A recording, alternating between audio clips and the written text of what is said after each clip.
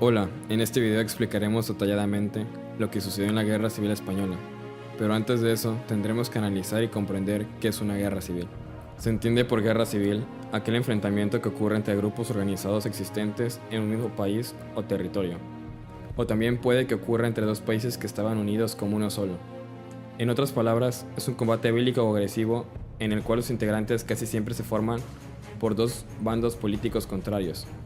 La posible característica que compartan estas dos partes es el conflicto armado que se manifiesta en un país en específico, donde se enfrentan entre sí individuos de un mismo territorio, ciudad, comunidad o pueblo, para de esta forma defender dos ideologías, doctrinas, posiciones o intereses distintos.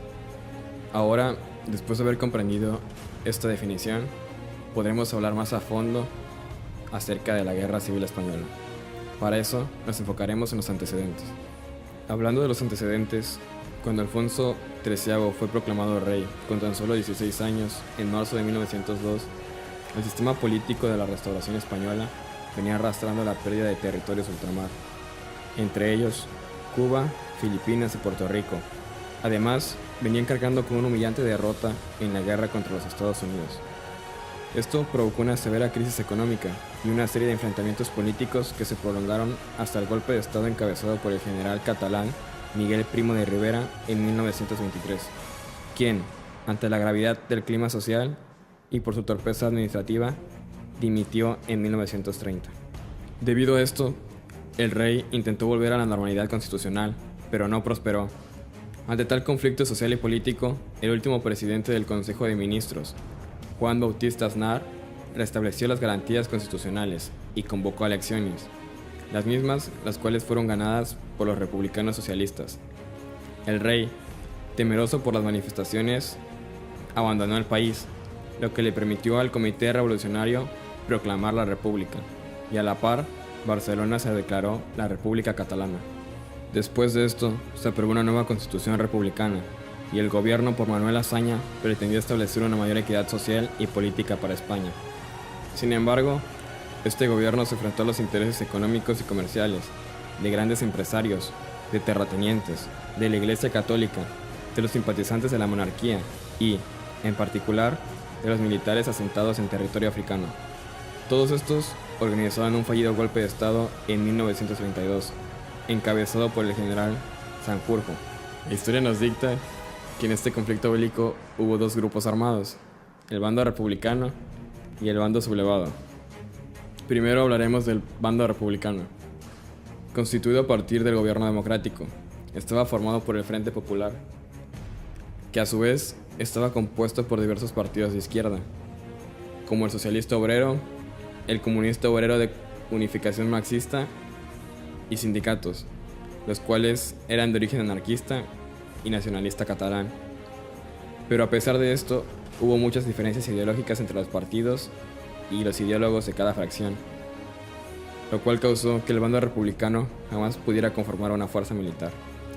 Ahora hablaremos del bando sublevado, el cual se autodenominó Bando Nacional y tuvo su origen en una organización castrense, la Junta de Defensa Nacional, que luego fue sustituida por un mando único cuando Francisco Franco fue nombrado generalísimo y jefe de gobierno del Estado.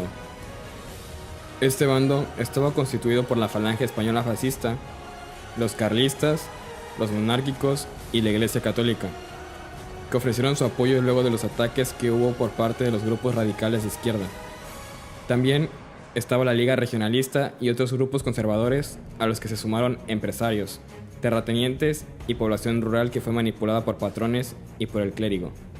El estallido fue ocasionado por el asesinato de José Calvo Sotelo, un político de derecha, el 13 de julio de 1936, lo cual causó que hasta sectores conservadores moderados apoyaran la idea del golpe militar, el cual comenzó el 17 de julio, cuando el ejército africano llegó a Melilla, dirigido por Francisco Franco. Por su parte, el gobierno no pudo reconstruir la división orgánica de Valencia, la única que no se había sublevado, y paulatinamente fue perdiendo poder ante una multitud mal armada. Algunos oficiales republicanos intentaron ser estrictos y organizar columnas, los cuales no tenían éxito, pero varios fueron asesinados por sus propios efectivos. A pesar de esto, el gobierno logró conservar las ciudades de Madrid, Almería, San Sebastián, Bilbao, Santander, Gijón y Valencia. A principios de 1937, la República ya había perdido la mitad del territorio español ante los fascistas.